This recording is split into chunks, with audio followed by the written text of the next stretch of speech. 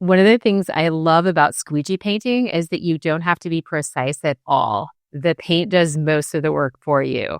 That's why it works so well in the classroom and why it's so satisfying to try. In this video, I'm going to give you 5 fun and easy squeegee scrape art techniques. This tutorial is easy enough that you can use it with elementary students, but it will also work great for adults. I've linked my favorite paint brands and materials in the description below. Before you add any paint, take your squeegee and practice applying gentle pressure as you drag it down your paper. First, try pulling straight down several times.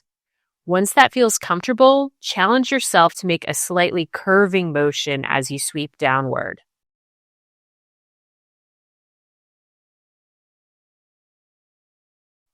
Once you're ready to paint, place some newspaper underneath your paper and tape the top edge down so it doesn't move. Next, gently squeeze your paint bottles to add small dots of color. I like using several different colors and placing the dots right next to each other. You can try arranging your dots in rows like I'm doing here. Notice how I'm alternating between black and white. If you like, you can also experiment with longer splashes or short dashes of color. Keep adding dots and small marks until you're happy with how it looks.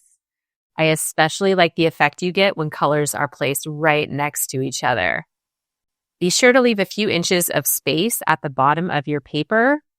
Once you're ready, grab your squeegee and press down firmly as you pull the paint smoothly down the paper.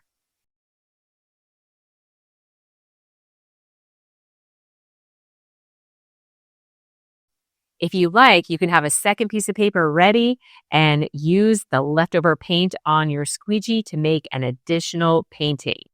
This step is optional. It usually doesn't look quite as bold as the first one, but it can still be fun to try.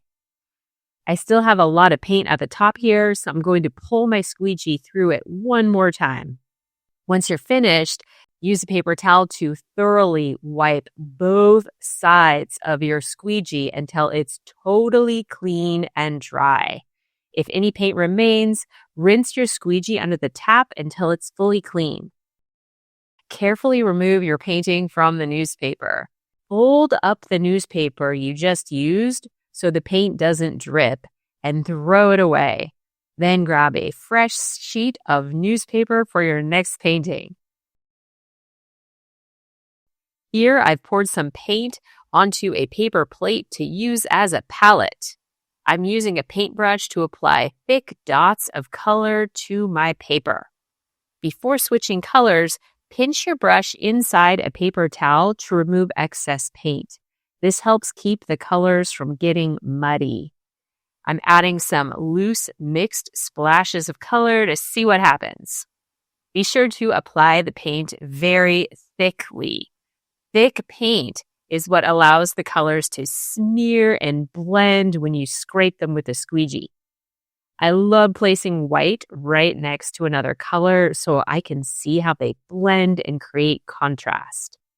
Don't forget to leave a few inches of space at the bottom of your paper.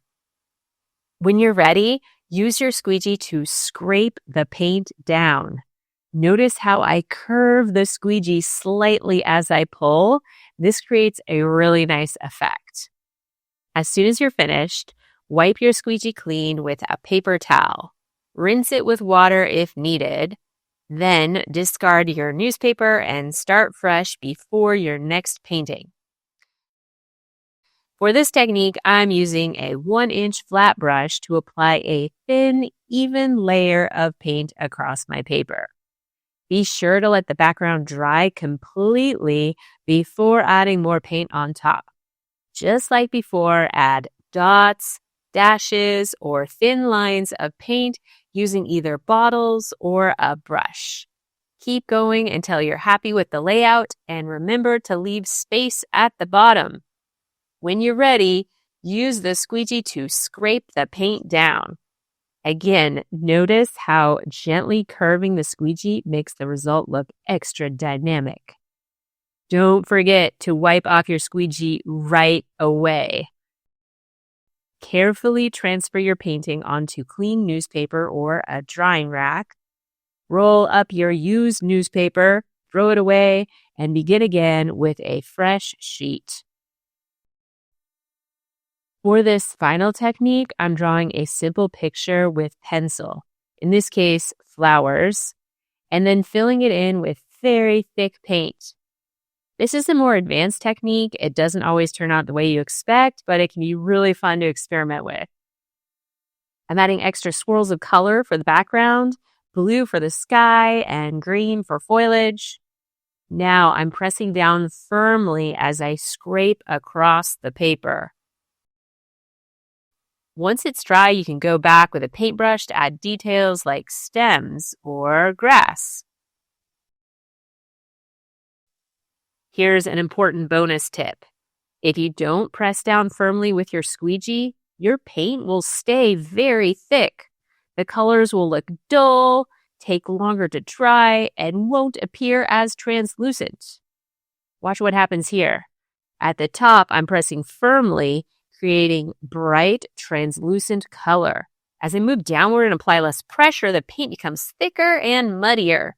To fix this, wipe all the paint off your squeegee with a paper towel.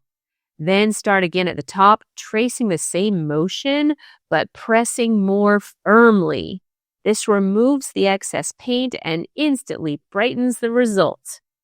Once again, clean your squeegee thoroughly as soon as you're done. Rinse with water if needed. If you're doing this project with elementary students, I recommend sticking with techniques 1 and 3.